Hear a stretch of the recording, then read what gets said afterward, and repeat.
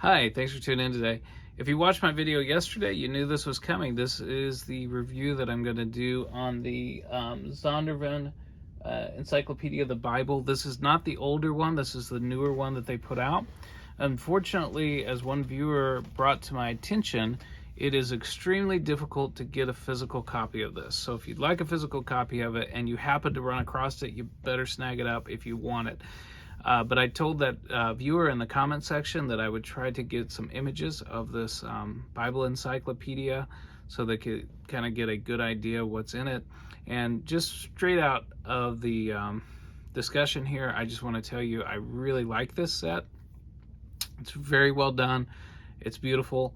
And I'll give you some images of it, turn through some of the pages, highlight some of the features, and yeah, let's get into it. Okay, there it is on the shelf, and we'll get it down and take a look. All right, here's the first of 5 volumes of the Zondervan Encyclopedia of the Bible. Nice edition here. I don't have a tape measure handy, so I don't know the exact dimensions off the top of my head, but it's probably, just guessing, maybe 10 by, I don't know, 10 by 8 or something like that. But it's very well made. It's a sewn binding, so that's nice. Very attractive cover. And kind of the back matter here, over 5,000 pages, 7,500 articles, and it's all in color, so that's nice. And they've picked very studious and top scholars in the evangelical world to kind of give comments on major topics in the Bible. It is much more conservative than the Interpreter's Bible Dictionary. So if you want to know where perspective this is coming from, it's much more conservative than, say, the Interpreter's Bible Commentary. So, as you may know, if you watched my video yesterday, time is more limited right now in our lives as things are kind of transitioning. You can kind of get at the beginning of the, so I said that because I wanted to tell you that I'm not going to have a lot of time to edit and do a lot of things that I normally would do, maybe not be quite as thorough, but I wanted to at least give you, at least for the viewer who wanted to see this, kind of an internal look at this. But if you kind of scan these names and you're familiar with contemporary New Testament scholarship, and Old Testament scholarship for that matter, you're going to recognize names here. Gordon Fee, famous commentator on particularly 1 Corinthians, also a famous textual critic. You're going to pick out quite a few names here that you've seen in other works. Trimper Longman, just a lot of well-known evangelical scholars have put this together. I don't know if what your perspective is on things, but just so you know, the perspective of this volume is evangelical mostly. John Whitcomb, some of you will know him from his work on young earth creationism. Obviously you've got your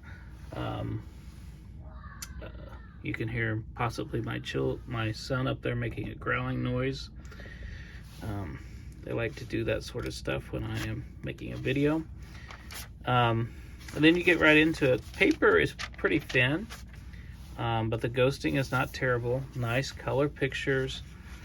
And then it just kind of works its way through the list. What's interesting here is that you get, I believe these are, I don't usually use this in relationship to this volume, so I might be mistaken on this. I can't remember if these are Goodrich Kohlenberger numbers. I think they are. I don't think they're Strong's numbers. I think they're Goodrich Kohlenberger numbers.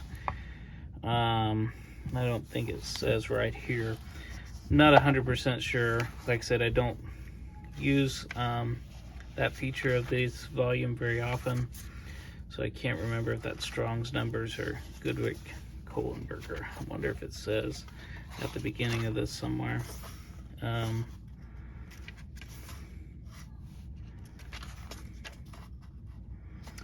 Well, I'm not sure about that. But either way, it's either Goodrick Cullenberger or Strong's numbers that are linked here. And there's lists online. Whether you use Goodrick Cullenberger or you use Strong's numbers, there's conversion lists that you can download online. It might even be somewhere in this set. But like I said, it's very, very thorough, very well illustrated. So here's one page that has a picture, and let's count one. Oh, you just second page. Next page has another picture, then another picture, map. I mean, I'm just trying to show you how well illustrated this is, and just page after page after page from a very, from a relatively conservative perspective. It's done by multiple authors, so obviously you're going to have differences of opinion on certain things, but again, mostly a conservative perspective. Very well informed in regards to current discussions on various subjects. So this is the kind of the first volume. Let's take a look. I told you it was kind of up to date on some current discussions. One of those discussions here lately is justification by faith. So let's just take a look at the third volume here, and let's look up justification, and let's see how it handles that. To be honest with you, I have never looked at how it handles that, so I just became curious myself how it handles the subject of justification in light of what's the so-called new perspective on Paul and some of the new scholarship arising out of the work of people like Jimmy Dunn and N.T. Wright, James D.G. Dunn, I should say. I'm not his buddy, or not that I had anything particularly against the man or anything like that, but that was maybe a little disrespectful to say it that way. I'm rambling here and not going in the right direction. Okay, justification. That's what happens when you don't edit these videos. You get random stuff like you just heard. So justification, okay. So it has a large section on that. Let's see who has written it. Let's see who's written this section on justification. Yeah, many pages of justification. That's L.M. Peterson. I am not familiar with him. Kind of scanning this bibliography here to kind of see. Okay, yeah, so he is engaging with Alistair McGrath's 2-volume work on that, which is sort of a standard reference if you're interested in the history of justification. He is not citing, I'm not seeing too many people from the new perspective on Paul that he's citing here, but he's definitely, and that's fine, I'm not saying that you should believe in the new perspective of Paul, but he's definitely aware of the current debates because he's citing D.A. Carson's justification and variegated nomism, which is a very important scholarly interaction with the new perspective on Paul.